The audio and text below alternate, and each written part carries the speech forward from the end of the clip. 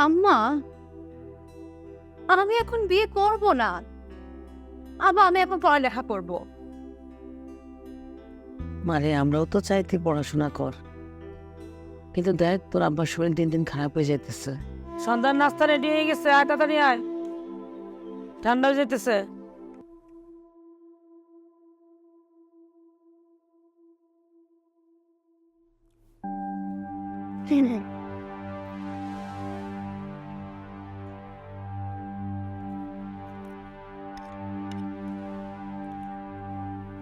আপনি যে ডাক্তারের কাছে গেলেন, কি বলছেন ডাক্তার?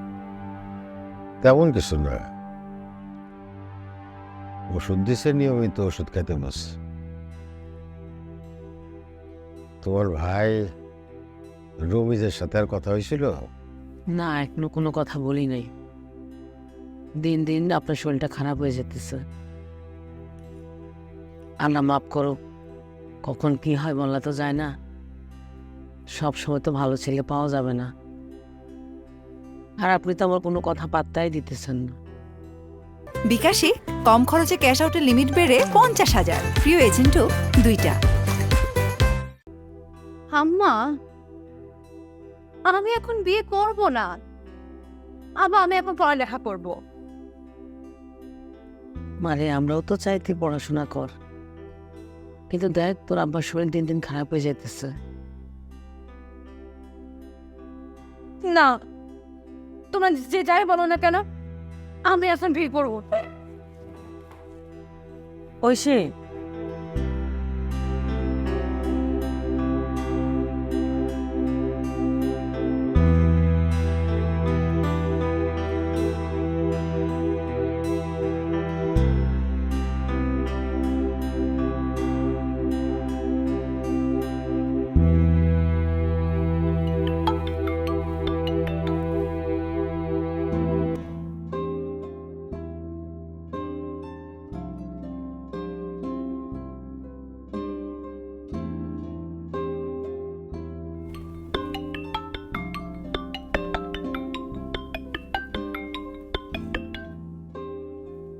আপনি আমাকে আর ফোন দিবেন না।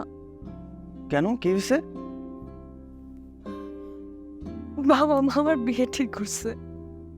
তুমি যদি চাও আমি কিন্তু আমার বাবাকে আমাদের সম্পর্কের কথা বলতে পারি। বিকাশে কম খরচে ক্যাশ আউটের লিমিট বেড়ে 50,000, প্রিয় এজেন্টও 2টা।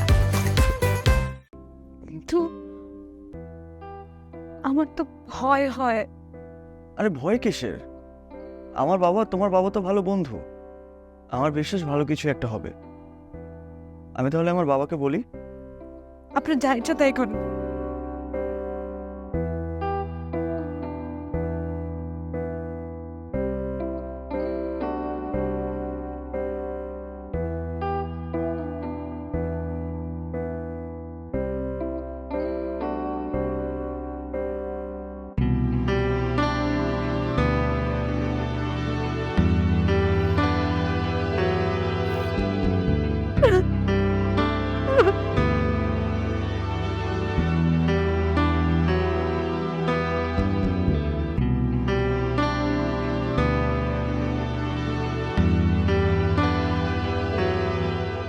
ঐশী বিয়ের ব্যাপারে কিছু ভাবছেন?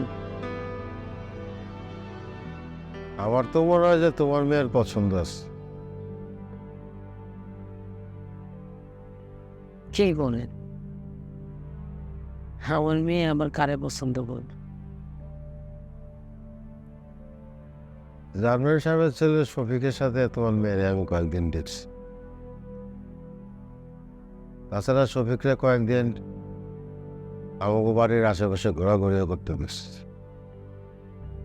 আমার মনে হয় যে শফিকের সাথে একটা সম্পর্ক থাকলেও থাকতে পারে।